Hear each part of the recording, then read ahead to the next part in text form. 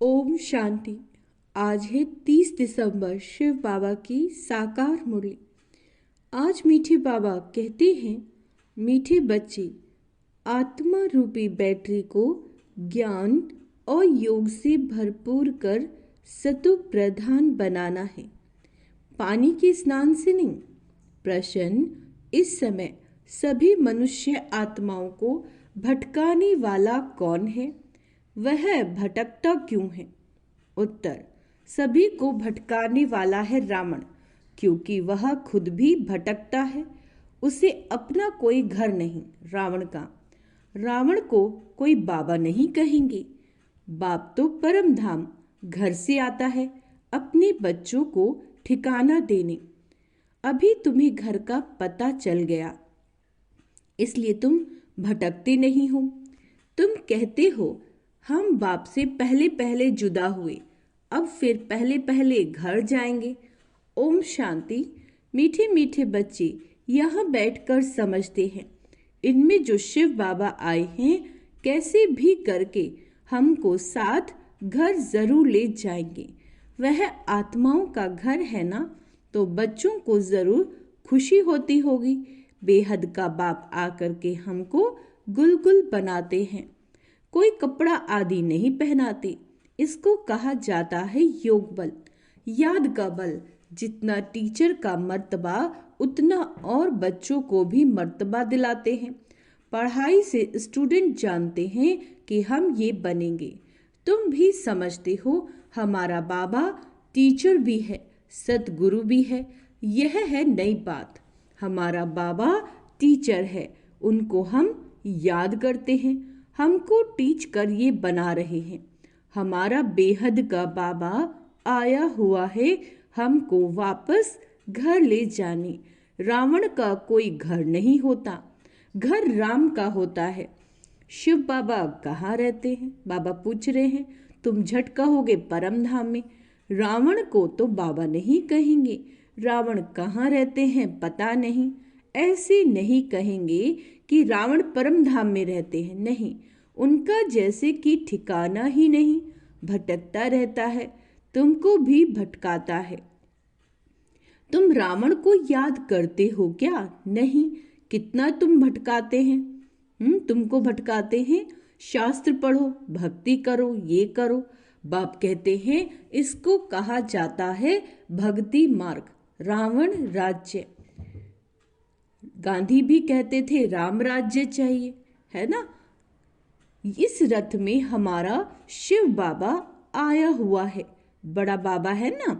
वह आत्माओं से बच्चे बच्चे कह बात करते हैं। अभी तुम्हारी बुद्धि में है, रूहानी बाप और रूहानी बाप की बुद्धि में हो। तुम रूहानी बच्चे, क्योंकि तुम्हारा कनेक्शन है ना मूल वतन से। आत्माएं परमात्मा अलग रहे बहुकाल, सुंदर मेला कर दिया जब सतगुरु मिला दलाल। वहां तो आत्माएं बाप के साथ इकट्ठी रहती हैं, फिर अलग होती हैं, अपना अपना पार्ट बजाने। बहुत काल का हिसाब चाहिए ना। वह बाप बैठ बतलाते हैं। तुम अब पढ़ाई पढ़ रहे हो, तुम्हारे में भी नंबरवार हैं जो अच्छी रीति पढ़ते हैं। पहले पहले मेरे से जुदा हुए, वही फिर मुझे बहुत याद करेंगे, तो फिर पहले पहले आ जाएंगे। बाप बच्चों को बैठ सारे सृष्टि का चक्र का गुह्य राज समझाते हैं, जो और कोई भी नहीं जानते। गुह्य भी कहा जाता है, गुह्यतम भी कहा जाता है। तुम ये जानते हो, बाप कोई ऊपर से बैठ के नहीं समझाते, यहाँ आकर समझाते हैं। मैं इस कल्प वृक्ष का बीज रूप हूँ। इस मनुष्य सृष्टि रूपी झाड़ को कल्प वृक्ष कहा जाता है। दुनिया के मनुष्य तो बिल्कुल कुछ नहीं जानते, कुंभकर्ण की नींद में सोए हुए हैं, फिर बाप आकर जगाते हैं। अभी तुम बच्चों को जगाया है और सब सोए पड़े हैं। तुम भी कुंभकर्ण की नींद में सोए हुए थे, बाप ने आकर जगाया, बच्चों जागो, अलबेले हो, सोए पड़े थे। इसको कहा जाता है अज्ञान नींद। वह नींद तो सब करते हैं, सतयुग में भी करते हैं। सभी अभी सब है अज्ञान की नींद में। बाप आकर ज्ञान देकर सबको जगाते हैं। अब तुम बच्चे जागे हो, जानते हो बाबा आया हुआ है, हमको ले जाएगा। अभी तो ना यह शरीर काम का रहा, न आत्मा, दोनों पतित बन पड़े हैं, एकदम मुलम्मे का है। 9 कैरेट कहें अर्थात बहुत थोड़ा सोना। सच्चा सोना 24 कैरेट का होता है। अब बाप तुम बच्चों को 24 कैरेट में ले जाना चाहते हैं। तुम्हारी आत्मा को सच्चा सच्चा गोल्डन एजड बनाते हैं। भारत को सोने की चिड़िया कहते थे, अभी तो लोहे की टिक्कर भित्तर की चिड़िया कहेंगी। तो चैतन्य है ना, ये समझने की बातें हैं। जैसे आत्मा को समझते हो वैसे बाप को भी समझ सकते हो। कहते भी हैं चमकता है सितारा, बहुत छोटा सितारा। डॉक्टर आदि ने बहुत कोशिश की देखने की, परंतु दिव्य दृष्टि बिगड़ देख नहीं सकते, बहुत सूक्ष्म है। कोई कहते हैं आंखों से आत्मा निकल गई, कोई कहते हैं मुख से निकल गई। आत्मा निकल कर जाती कहाँ है? दूसरे तन में जाकर प्रवेश करती है, दूसरे तन में जाकर प्रवेश करती है। अभी तुम्हारी आत्मा ऊपर चली जाएगी शांति धाम में, ये पक्का मालूम है। बाप आकर हमको घर ले जाएंगे। एक तरफ है कलयुग, दूसरी तरफ है सतयुग। अभी हम संगम पर खड़े हैं। वंडर है, यहाँ करोड़ों मनुष्य हैं और सतयुग में सिर्फ 9 लाख। अच्छा, बाकी सबका क्या हुआ? विनाश हो जाता है। बाप आते ही हैं नई दुनिया की स्थापना करने। ब्रह्मा द्वारा स्थापना होती है, फिर पालना भी होती है 2 रूप में। ऐसे तो नहीं 4 भुजा वाले कोई मनुष्य होंगे, फिर तो शोभा ही नहीं। बच्चों को भी समझा देते हैं। चतुर्भुज है श्री लक्ष्मी श्री नारायण का कंबाइंड रूप। श्री अर्थात श्रेष्ठ। त्रेता में 2 कला कम हो जाती है, तो बच्चों को ये जो नॉलेज अभी मिलती है इसके स्मृति में रहना है। बाबा कहते मुख्य है 2 अक्षर, बाप को याद करो, दूसरे कोई की समझ में नहीं आएगा, दूसरे कोई की समझ में नहीं आएगा। बाप ही पतित पावन सर्वशक्तिवान है। गाते भी हैं बाबा, आपने हमको सारा आसमान धरती सब कुछ दे दिया, ऐसी कोई चीज नहीं जो ना दी हो। सारे विश्व का राज्य दे दिया है। तुम जानते हो ये लक्ष्मी नारायण विश्व के मालिक थे। फिर ड्रामा का चक्र चलता है, संपूर्ण निर्विकारी बनना है, नंबरवार पुरुषार्थ अनुसार। यह भी जानते हो विकारी से निर्विकारी, निर्विकारी से विकारी। यह 84 जन्मों का अनगिनत बार बजाया है आपने पाठ, उसकी गिनती नहीं कर सकते। आदम शुमारी भल गिनती कर लेते हैं। बाकी यह जो तुम तमो प्रधान से सतो प्रधान, सतो प्रधान से तमो प्रधान बनते हो, इनका हिसाब निकाल नहीं सकते। तो कितनी बार बने हो? बाबा कहते हैं 5000 वर्ष का यह चक्र है। ये ठीक है, लाखों वर्ष की बात तो याद भी न रह सकी। अभी तुम्हारे में गुणों की धारणा होती है, ज्ञान का तीसरा नेत्र मिल जाता है। इन आंखों से तुम पुरानी दुनिया को देखते हो। तीसरा नेत्र जो मिला है उससे नई दुनिया को देखना है। यह दुनिया तो कोई काम की नहीं है, पुरानी दुनिया है। नई और पुरानी दुनिया में फर्क देखो कितना है। तुम जानते हो हम ही नई दुनिया के मालिक थे, फिर 84 जन्म लेते लेते ये बन गए। ये अच्छी रीति याद रखना चाहिए और फिर दूसरे को भी समझाना है कैसे हम ये बनते हैं। ब्रह्मा सो विष्णु, फिर विष्णु सो ब्रह्मा बनते हैं। ब्रह्मा और विष्णु का फर्क देखते हो ना, विष्णु कैसा सजा सजाया बैठा है और यह ब्रह्मा कैसा साधारण बैठा है। तुम जानते हो ये ब्रह्मा, यह विष्णु बनने वाला है। यह किसी को समझाना भी बहुत सहज है। ब्रह्मा विष्णु शंकर का आपस में क्या संबंध है? तुम जानते हो यह विष्णु के दो रूप लक्ष्मी नारायण है। यही विष्णु देवता सो फिर यह मनुष्य विष्णु बनते हैं। यह विष्णु सतयुग का है और ब्रह्मा यहाँ का है। बाप ने समझाया ब्रह्मा से विष्णु बनना सेकंड में और विष्णु से ब्रह्मा बनने में 5000 वर्ष लगते हैं। तत्त्वम, केवल एक ब्रह्मा ही तो नहीं बनते ना, केवल एक ब्रह्मा ही तो नहीं बनते। यह बातें सिवाय बाप के और कोई समझा न सके। यहाँ कोई मनुष्यों की बात नहीं, इनका भी गुरु शिव बाबा है। तुम ब्राह्मणों का भी गुरु शिव बाबा है। उनको सतगुरु कहा जाता है। क्या कहा जाता है? सतगुरु। तो बच्चों को शिव बाबा को ही याद करना है। कोई को भी यह समझाना तो बहुत सहज है। शिव बाबा को याद करो। शिव बाबा स्वर्ग नई दुनिया रचते हैं। ऊंचे ते उच्च भगवान शिव है, वह हम आत्माओं का बाबा। तो भगवान बच्चों को कहते हैं मुझ बाप को याद करो। याद करना कितना सहज है। बच्चा पैदा होता है और झट माँ माँ उनके मुख से आपे ही निकलता है। माँ बाप के सिवाय और कोई पास नहीं जाएगा। माँ मर जाती है, वह फिर और बात है ना। पहली माँ फिर बाप, पीछे और मित्र संबंधी आदि होते हैं। उसमें भी जोड़ी जोड़ी होगी। चाचा चाची दो है ना, कुमारी होगी। फिर बड़ी होते ही कोई चाची कहेंगे, कोई मामी कहेंगे।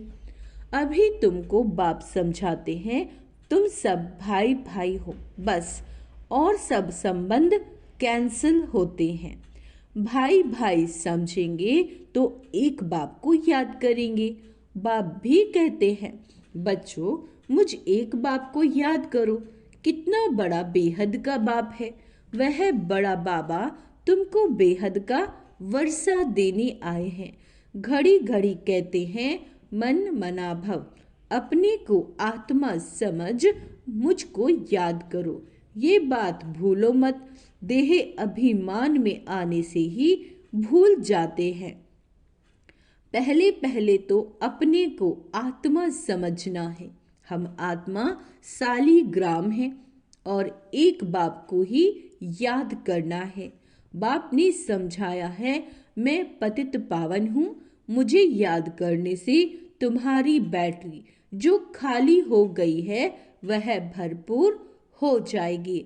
तुम सतो प्रधान बन जाएंगे। पानी की गंगा में तो जन्म जन्मांतर गुटखा खाया लेकिन पावन बन नहीं सके। पानी कैसे पतित पावन हो सकता है? ज्ञान से ही सद्गति होती है। इस समय है ही पाप आत्माओं की झूठी दुनिया। लेन देन भी पाप आत्माओं से ही होती है। मनसा वाचा कर्मणा पाप आत्मा ही बनते हैं। अभी तुम बच्चों को समझ मिली है। तुम कहते हो हम ये लक्ष्मी नारायण बनने के लिए पुरुषार्थ करते हैं। अभी तुम्हारी भक्ति करना बंद है। ज्ञान से सद्गति होती है। यह देवताएं सद्गति में है ना। बाप ने समझाया यह बहुत जन्मों के अंत में है। बाप कितना सहज समझाते हैं। तुम बच्चे कितनी मेहनत करते हो, कल्प कल्प करते हो। पुरानी दुनिया को बदल नई दुनिया बनानी है। कहते हैं ना भगवान जादूगर है, रत्नाकर है, सौदागर है। जादूगर तो है ना, पुरानी दुनिया को हेल से बदल हेवन बना देते हैं। कितना जादू है। अभी तुम हेवन के रहवासी बन रहे हो। जानते हो, अभी हम हेल से रहवासी, हेल और हेवन अलग हैं। 5000 वर्ष का चक्र है, लाखों वर्ष की बात ही नहीं। यह बातें भूलनी नहीं चाहिए। भगवानुवाच्य है, कोई जरूर है जो पुनर्जन्म रहित है। श्री कृष्ण को तो शरीर है, शिव को है नहीं। उनको मुख तो जरूर चाहिए। बाबा कहते, तुमको सुनाने के लिए आकर पढ़ाते हैं ना। ड्रामा अनुसार सारी नॉलेज ही उनके पास है। वह सारे कल्प में एक ही बार आते हैं, दुख धाम को सुख धाम बनाने। सुख शांति का वर्षा जरूर बाप से मिला है। तब तो मनुष्य चाहते हैं ना, बाप को याद करते हैं। बाप ज्ञान देखो कैसे सहज रीति देते हैं। यहाँ बैठे भी बाप को याद करो, बाजोली याद करो तो भी मन मनाभव ही है। बाप ही यह सारा ज्ञान देने वाला है। तुम कहेंगे हम बेहद के बाप पास जाते हैं। बाप हमको शांति धाम सुख धाम ले जाने का रास्ता बताते हैं। यहाँ बैठे घर को याद करना, अपने को आत्मा समझ बाप को याद करना। घर को याद करना है और नई दुनिया को याद करना। ये पुरानी दुनिया तो खत्म होनी ही है।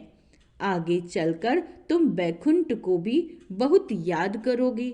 घड़ी घड़ी बैकुंठ में जाते रहेंगे।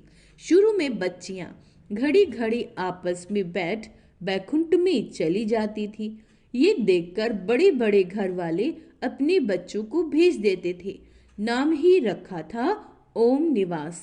कितने ढेर बच्चे आए। फिर हंगामा हुआ।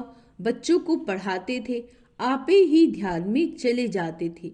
अभी ये ध्यान दीदार का पाठ बंद कर दिया। यहाँ भी कब्रिस्तान बना देते थे, सबको सुला देते थे।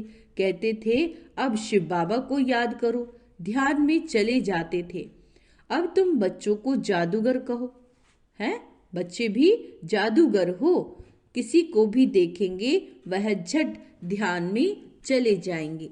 यह जादू कितना अच्छा है। बाबा कहते, नौधा भक्ति में तो जब एकदम प्राण देने तैयार होते हैं तब उनको दीदार होता है। यहाँ तो बाप खुद आए हैं। तुम बच्चों को पढ़ाकर ऊंचा पद प्राप्त कराते हैं। आगे चल तुम बच्चे बहुत साक्षात्कार करते रहेंगे। बाप से अभी भी कोई पूछे तो बता सकते हैं कौन गुलाब का फूल है, कौन चंपा का फूल है, कौन टांगर है ना। टूहू भी होती है ना, टांगर टूहू, ये सब वैरायटी फूलों के नाम हैं। अच्छा, मीठे मीठे से दे बच्चों प्रति माता पिता बाप दादा का याद प्यार और गुड मॉर्निंग। रूहानी बाप की रूहानी बच्चों को नमस्ते। हम रूहानी बच्चों की रूहानी माता पिता बाप दादा को याद प्यार गुड मॉर्निंग। नमस्ते मीठे बाबा, शुक्रिया बाबा, शुक्रिया। धारणा के लिए मुख्य सार, देह के सब संबंध कैंसिल कर आत्मा भाई भाई है ये पक्का निश्चय करना है और बाप को याद कर पूरे वर्षे का अधिकारी बनना है।